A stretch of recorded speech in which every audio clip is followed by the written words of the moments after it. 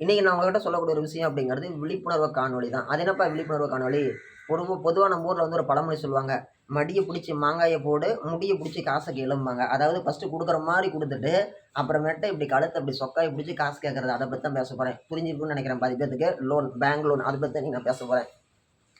இன்னைக்கு வந்து பார்த்தீங்கன்னா, கடந்த காங்கிரஸ் ஆட்சி காலத்துல லோன் அப்படிங்கிற ஒரு விஷயம் வந்து பார்த்தீங்கன்னா, பெரிய விஷயம். ஒருத்தன் லோன் எடுத்துட்டான், பேங்க்ல ஒரு 15,000 எடுத்துட்டான்னா, "டேய் பேங்க்ல லோன் எடுத்துட்டான்டா, 5,000 எடுத்துட்டான்டா, அவன் எப்படி கட்டப் போறானோ தெரியலடா" அப்படிம்பாங்க. இன்னைக்கு வந்து சர்வசாதாரணமா ஒரு 10லருந்து 20 லட்சம் கூட நம்மளால பேங்க் லோன் அப்படிங்கிறது எடுக்க முடிகிறது. இப்ப ஒரு குறிப்பிட்ட ஒரு நிறுவனம் இருக்குது. தனியார் சிட் ஃபண்ட்ஸ் மாரி, அது பேர் சொல்ல விரும்பல. நம்ம ஊடு தேடி, இல்லம் தேடி கல்வின்னு ஸ்டாலின் அவர்கள் சொல்ற மாரி, இல்லம் தேடி வந்து நம்மகிட்ட ஒரு 1,4 லட்சம் 1,36,000 லோன் எடுத்தோம்னா, அழகா வந்து 1,24,000 கையில குடுத்துட்டு, நம்மகிட்ட டாக்குமெண்ட் சார்ஜ்ன்னு ஒரு 15, 16,000 புடிங்கிட்டு போயிருவாங்க.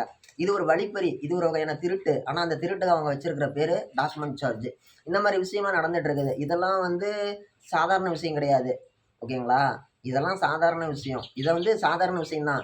இதுக்கு மேல ஒரு லோன் இருக்குது. அதுதான் ஹோம் லோன். என்ன சபரி சொல்றேன்னு சொல்லி கேட்டீங்கன்னா, இதுக்கு மேல நான் சொல்ற விஷயத்த கேட்டு அதிர்ச்சி ஆவாதீங்க.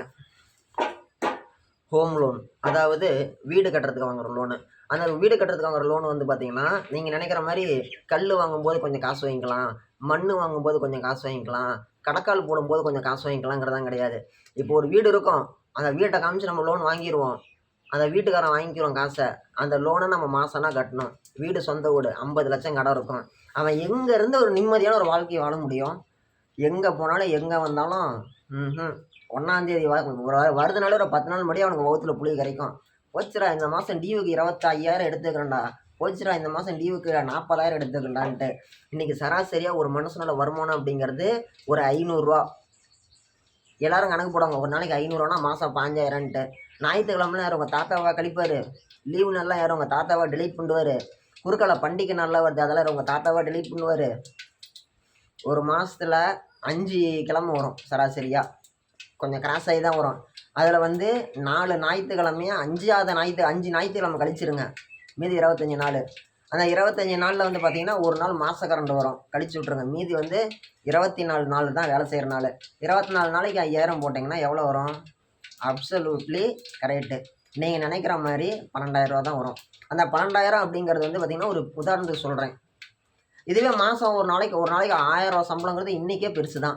அப்படிங்கும்போது ஒருத்தன் ஒரு நாளைக்கு ரூ. 1,000 சம்பாதிக்கிறான்னா, அவன் டபுள் மடங்கு 12,000த்துல அப்படியே டபுளா போட்டா 24,000. அந்த 24,000த்துல வந்து பார்த்தீங்கன்னா, ஒருத்தன் 20,000 டியூ கட்டுறான்னு வச்சுக்கலாம். மீதி அந்த 4,000த்த வச்சு தான் அவன் கரண்ட் பில்லு கட்டணும், ஃபோனுக்கு ரீசார்ஜ் பண்ணணும், அப்புறமேட்டு டிவி டிஷ்ஷுக்கு ரீசார்ஜ் பண்ணணும். இதுக்கு இடையில ஒரு பண்டிகை வந்தா துணி வாங்கணும், சாப்பாட்டு செலவு இருக்குது, கரண்ட் பில்லு கட்டணும். அப்புறமேட்டு வண்டி இதை செலவு வச்சு நான் பார்க்கணும். சின்ன பிள்ளைங்க இருந்தால் அதை மெயின்டெனன்ஸ் பண்ணணும். ஒரு நோம்பி வரும், ஒரு நல்லது கெட்டது வரும். இதெல்லாம் எங்கேருந்து பண்ணுறது? அதுக்கு தான் வந்து நம்ம ஸ்டாலின் அப்பா 1000 கொடுக்குறாரு. அதே தான் விளம்பரம். அவங்க வீட்டில் பிள்ளைங்க ஏதோ காலேஜ் போணுச்சுன்னா அந்த 1000. இவன் இந்தாண்டா தின்னு திங்காமல் 20,000 தண்டமாக கொண்டு போய் கட்டுவான். தண்டம்னு சொல்லக்கூடாது. தின்னு திங்காமல் பிள்ளைங்களை கூட ஒரு 10 ரூபாய்க்கு ஒரு தீனி வாங்கி கொடுக்க வழி இல்லாமல் கொண்டு போய் அனாமத்த பேங்க்கு அந்த 20,000த்துல என்ன இருக்குங்கிறீங்க? 15,000 வட்டியாக இருக்கும், 5,000 தான் அசலாக இருக்கும். உண்மைதான் இதெல்லாம். நீங்க வேணா விசாரிச்சு பாருங்க. உங்களுக்கு பாதிக்கப்பட்டவங்களுக்கு தெரியும். இந்த காணொளி பார்க்கும் பொழுது பாதிக்கப்பட்டவங்களுக்கு மட்டும் புரியும். நீங்க வாங்குறதே இப்போ ஒரு 20 லட்சம் வாங்குறீங்கன்னா, திருப்பி நீங்க கட்டும்போது 35 லட்சமா கட்டுவீங்க. அசலே 20 லட்சம் தான். அதுக்கு வட்டி 5 லட்ச ரூபா போடுவாங்க. கேட்டா இதெல்லாம் வந்து கம்மி இன்ட்ரெஸ்ட் சார். 18% தாங்க இன்ட்ரெஸ்ட் கம்மிம்பாங்க. 100க்கு 18 ரூபா வட்டிங்கிற மாதிரி தான் இது. என்ன பண்றது? இதெல்லாம் முன்னாடி சொல்லவே மாட்டாங்க. ஓகேங்களா? ஃபஸ்ட்டே சொன்ன மாதிரி தான். மடி பிடிச்சி மாங்காயை போடு, முடி பிடிச்சி காசு கேளுங்கிற மாதிரி தான் பண்ணுவாங்க. தயவு செஞ்சு யாருமே ஹோம் லோன் அப்படின்னு சொல்லிட்டு வாங்கணும்னு ஆசைப்பட்டீங்க அப்படின்னா, கொஞ்சம் கொஞ்சமாக ஒரு சீட்டு போட்டு சேர்த்து வைங்க. சரிங்களா? சீட்டு போட்டு சேர்த்து வைக்கிறீங்களா? அது வந்து ஒரு 5,000 1 லட்ச ரூபா சீட்டாக இருந்தால் 5,000 போடுவீங்க. அதுக்கு மேலே ஏதாவது ஒன்று இருந்துச்சுன்னா அது கொஞ்சம் சேர்த்து போடுவீங்க. இருங்க இது போட்டா எடுத்து வெளி. இந்த மாதிரி நீங்கள் பண்ணுவீங்க, பிடிப்பீங்க. அது வந்து ஓகே. அது வேறு கணக்கு. மத்தபடி இந்த பேங்க் லோனு இந்த மாதிரிலாம் போய் தயவு செஞ்சு மாட்டாதீங்க. இப்போ ஒரு சீட்டு இன்றைக்கி வந்து நம்ம வீடு நிலமும் கூட வாங்குறதுக்கு வழி இல்லாத அளவுக்கு பண்ணிவிட்டாங்க. 5 வருஷத்துக்கு முன்னாடி திமுக ஆட்சி வரதுக்கு முன்னாடி எவ்வளோ விலைவாசி இருந்துச்சு, இன்றைக்கி எவ்வளோ விலைவாசி இருக்குது. எங்கள் ஊரில் 5 வருஷம் முன்னாடி ஒரு ஃப்ளாட்டு அப்படிங்கிறது 3 லட்சத்துக்கும், ஒரு வீடு அப்படிங்கிறது 5,5 லட்சத்துக்கு இருந்துச்சு. இன்றைக்கி அப்படியே 10 லட்சம் அதிகமாகிருச்சு. இன்றைக்கி நீங்கள் வீடா வாங்கினீங்கன்னா 15 லட்ச ரூபாய்க்கு கம்மி வீடு கிடையாது எங்கள் ஏரியாவில். அதுக்கே வந்து என்ன கேட்டிங்கன்னா ஊரில் பஸ் வசதியே கிடையாது. ஒரு நாளைக்கே வந்து பார்த்தீங்கன்னா ஊருக்கு உள்ளாடி வர பஸ்ஸு 2 பஸ்ஸு தான். மதியானம் 3 மணிக்கு ஒருக்கா வரும், நைட்டு 7:45க்கு ஒருக்கா வரும். மெயின் ரோட்டில் எடுத்துக்கிட்டிங்கன்னா 1.5 மணி நேரத்துக்கு ஒரு பஸ்ஸு தான் இருக்குது. காலையில் ஸ்கூல் டைமுக்கு பஸ் இருக்குது. சாயங்காலம் ஸ்கூல் டைமுக்கு பஸ்ஸு கரெக்டாக இருக்குது. மித்த நேரத்தெல்லாம் பஸ்ஸு வந்தால் தான் நிஜம், வரலைன்னா இல்லை. ஆட்டோ தான் ஏறி போகணும். சில நேரத்தில் ஆட்டோவும் வராது. சரி நம்மக்கிட்ட டூ வீலர் இருக்குது, டூ வீலர் இல்லைன்னு சொல்லிவிட்டு நம்ம டூ வீலர் இருக்குதுன்னா நம்ம பெட்ரோல் அடிக்கலாம் போனால் பெட்ரோல் விலை டெய்லி ஏறிட்டு போயிட்டு இருக்குது. உங்களுக்குலாம் தெரியாத ஒரு அதிர்ச்சி சொல்லட்டுமா? இன்றைக்கி இல்லைன்னா இன்றைக்கினாலும் எழுதி வச்சுக்கோங்க. எலெக்ஷன் 2026 சட்டமன்ற தேர்தல் முடிஞ்ச வாட்டி நீங்கள் நினச்சி பார்க்க முடியாத அளவுக்கு எல்லா வேலையும் ஏற்றுறதுக்கு ரெடியாக இருக்கிறாங்க. ஓகேவா?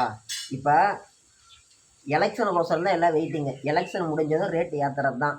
நீங்கள் ஆமாம் அப்புறம் விஜய் 2500 தரேன் இருக்கிறாரு, எடப்பாடி 2000 தரேன் இருக்கிறாரு, ஸ்டாலினும் 2000 கொடுக்குறேன்னு சொல்லியிருக்கிறாரு. அப்புறம் இந்த காசில் எப்படி கொடுப்பாங்க? இந்த மாதிரி விலைவாசி ஏற்றி விட்டால் தான் கொடுக்க முடியும். அப்போ நீங்கள் இன்றைக்கி 500 சம்பளங்கிறீங்களா, நாளைக்கு உங்கள் சம்பளம் 550 அதிகமாகும். 50 சேர்த்தி போடுவாங்க. விலைவாசி ஏறி போயிடுச்சுனாலும் 50 தான் சம்பளம் ஏற்றுவாங்க. 550 சம்பளம் வாங்குவேன். சம்பளம் ஆனால் வாங்கினாலும் ஒரு நாளைக்கு செலவு 900 ஆகும். நீ 10 போய் கடங்காரனாவ மென்மேலும் கடங்காரன் ஆகிட்டே இருப்ப. தமிழ்நாட்டோட கடனும் ஏறிட்டு இருக்கும். ஆனால் உனக்கு மாதம் 2000 வந்துகிட்டே இருக்கும். நீங்கள் வாங்கிட்டு மறக்காமல் சரியா போட்டு உங்கள் தலையில் நீங்களே மண்ணை வரி போட்டுக்கோங்க. என்னைக்கு நம்ம ஓட்டுக்கு காசு வாங்காமல் இருக்கணும்னு நினைக்கிறோமோ அதுதான் அன்னையிலேருந்து நம்மளுக்கு ஒரு நல்ல மாற்றம் அப்படிங்கிறது வரும். இப்போ நம்ம வீட்டுக்கு ஒரு திருடம் வரான். அந்த திருடம் வந்துட்டு வெளியில் இருந்துக்கிட்டு நான் இன்றைக்கி நைட்டு உங்கள் வீட்டை அடிக்கலான்னு இருக்கிறேன், நைட்டு கதவை திறந்து வச்சுட்டு தூங்குங்க அப்படின்னு சொல்லி வீட்டில் 4 பேத்துக்கு 4 ஓட்டு இருக்குது, என்னங்க 2000 சொல்லி 4 500 நோட்டு கொடுத்தா என்ன பண்ணுவோம்? அவனை கட்டி வச்சு கரும்புள்ளி செம்புள்ளி குத்தி மொட்டை அடித்து கழுத மேலே ஊரை சுற்றி வர வைப்போமா வைக்க மாட்டோமா? வெப்பம் தானே. அதே திருடன் கரைவேட்டி கட்டிக்கிட்டு கட்சி துண்டை தோளில் போட்டுக்கிட்டு கொடி பிடிச்சிட்டு வந்து நம்ம ஓட்டுக்கு 500 கொடுத்து எனக்கு ஓட்டு போட்டுருங்க, அடுத்த 5 வருஷம் நான் சம்பாரிச்சிக்கிறேன்னு சொன்னால் கொஞ்சம் கூட இனமான உணர்வு இல்லாமல், வெக்கம் இல்லாமல், ரோசம் இல்லாமல், சோத்தில் உப்பு போட்டு திங்குறோங்கிற எண்ணம் இல்லாமல் நம்ம அவனுக்கு ஓட்டு போடுறோமே, இது எந்த விதத்தில் நியாயம்? அவன் நம்மளை குட்டிச்சவர் ஆக்கிட்டு இருக்கிறான்னு தெரிஞ்சும் நம்ம அவனுக்கே ஓட்டு போடுறோம். போன தடவை கூட இந்த தடவை எலெக்ஷனுக்கு 20 சேர்த்து கொடுத்துட்டாங்கப்பா.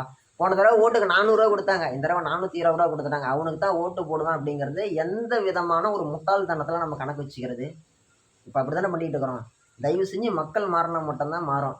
சரி சபரி, லோனை பற்றி தானே பேசுனேன். இங்கே இப்போ எப்படி அரசியல் வந்துச்சுன்னு சொல்லி கேட்டிங்கன்னா, இப்போ எல்லாமே வந்து இப்போ அப்படி தான் போயிட்டுருக்குது. இப்போ அரசியல்வாதிகிட்ட ஓட்டுக்கு நீ பணம் வாங்கிட்டு இந்த மாதிரி ஏமாந்து போகிறதுனால தான் உனக்கு என்ன தோணுது? விலைவாசி எங்கே போதோ தெரில, நம்ம சொந்த வீடு வாங்கிட்டோம்னா கடனை கட்டிப்பலாம்டா, லோன் கட்டிக்கலாம்டா அப்படின்னு சொல்லிட்டு நம்ம இது பண்ணுறோம்ல. இது வந்து பேங்க்காரனுக்கு ஒரு விதத்தில் லாபம். அப்படிங்கும் பொழுது பேங்க்காரங்கிட்ட நம்மளை போக வச்சது அரசியல்வாதிக்கும் அதில் ஒரு பங்கு இருக்குது. அவன் இந்த மாதிரி நம்மளை போக வச்சதுக்கு நம்ம அவன்கிட்ட 500 கடன் கை நீட்டி இப்படி ஃபிக்ஸ் எடுத்தோம்ல, அதுவும் ஒரு காரணம். ஓட்டுக்கு காசு வாங்காதீங்க, நேர்மையாக இருங்க.